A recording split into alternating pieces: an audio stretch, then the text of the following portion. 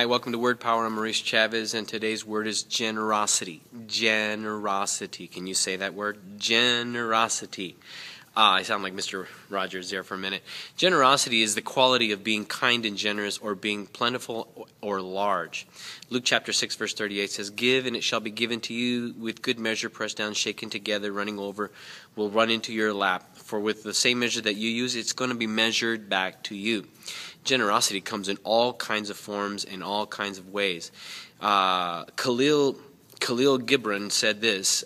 He says generosity is more than you can. More is giving more than you can, and pride is taking less than you need.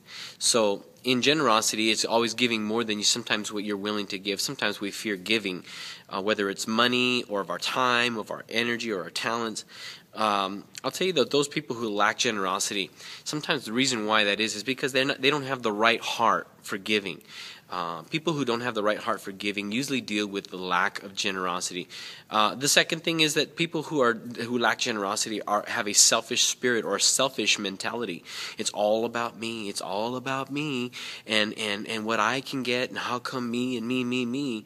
But I'll tell you, if you take your perspectives and change them around and realize that there are people out there that are genuinely in need, when you change your perspectives, it changes the way you look at things and look at people. People who are generous are usually not always rich, but wealthy in heart. They're wealthy in heart. These are people who are, they may not have a whole lot of money, but what they do have, they're willing to give away. And these are people who always find an abundance in their life. They're always the ones that find that they have more and not less in their life. The second type of people who are generous are usually people who have already created a system of giving generously. These are people who they set up in their budgets, they set up in their time, they set up in their efforts to be people that maintain giving. Why? Because it changes their perspectives on life. And so they realize that life is not always so difficult, and that there are people out there that are going through more difficult things than they are. How can you be generous? Well, here's the first thing. Start with preparing your mind to give.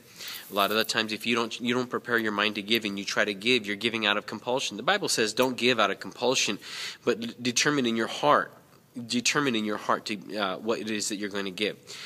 Second of all is give to local organizations. And the reason I'm a big supporter of giving to local organizations, a lot of times we like to give to like bigger organizations like Red Cross, but most of the time with those organizations, they do help worldwide, but a lot of times they don't help people within your own community and within your own centrality.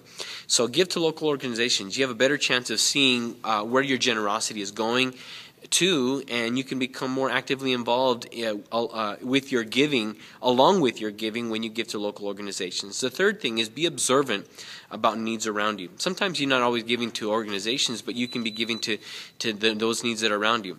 $5 could mean the world to a person that is in need. The last thing is have the right heart when you give. Expect nothing in return. When you give to somebody, you give because they are in need, and you have it within your power to give. I'm Maurice Chavez. This is Word Power. Thanks for watching.